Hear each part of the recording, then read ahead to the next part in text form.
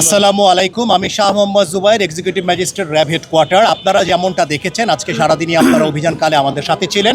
আমরা মূলত আমাদের যে পণ্যদ্রব্য স্থিতিশীল রাখা, বাজারের মনিটরিং কার্যক্রমের যে নিয়মিত মনিটরিং কার্যক্রম, সেটার অংশ হিসাবে আমাদের রমজান মাসে আমাদের অভিযান পরিচালনা করে আসছি।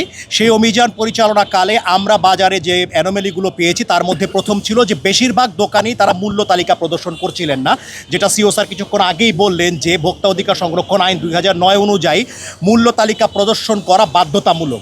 এবং কিছু কিছু দোকানে তারা কিছু মোড়কজাত পণ্য ব্যবহার করছিল, যাতে সেখানে পণ্যের দাম, ওজন, মেয়াদ এবং উৎপাদনের তারিখ উল্লেখ করা ছিল না।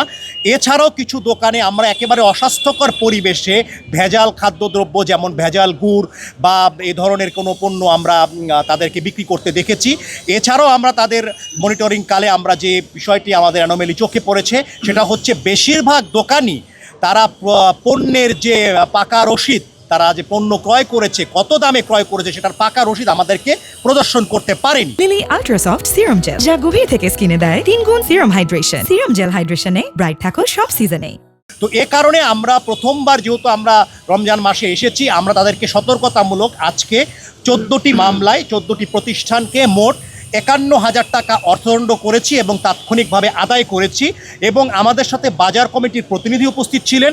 আমরা তার মাধ্যমে সম্পূর্ণ বাজারে একটি মেসেজ প্রোভাইড করার চেষ্টা করেছি যে এই ধরনের অপরাধগুলোর যদি পুনরাবৃত্তি হয়, পরবর্তীতে আমরা কঠোর আইনি পদক্ষেপ গ্রহণ করব।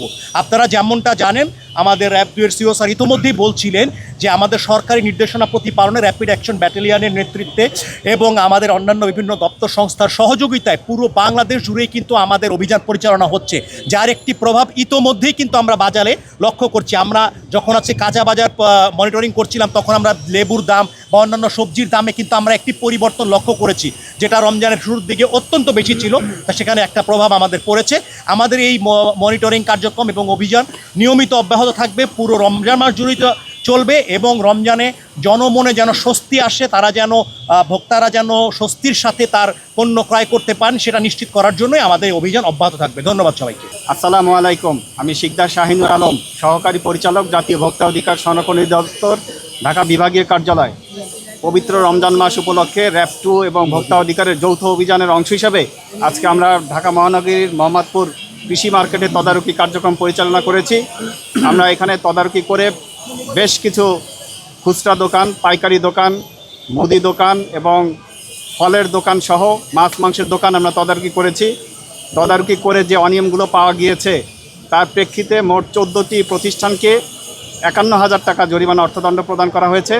মূল অপরাধগুলো ছিল মূল্য তালিকা প্রদর্শন না করা এবং হালনাগাদ না করা, ক্রয় রসিদ প্রদান সংরক্ষণ না করা, বিক্রয় রসিদ প্রদান না করা এবং মোড়কে মেয়াদ, মূল্য, উৎপাদন তারিখ, ওজন এগুলো না লেখার দায়ে আমরা এই জরিমানা আরোপ করেছি।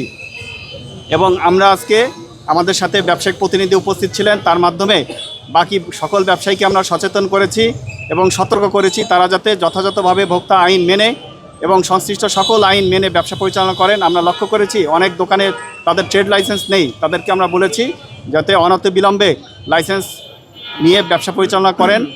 এবং আমরা সম্মানিত ভোক্তাদেরকে আহ্বান জানাবো তারা যাতে পণ্য ক্রয়ের আগে যাচাই বাছাই করে পণ্য ক্রয়ের সিদ্ধান্ত নেন।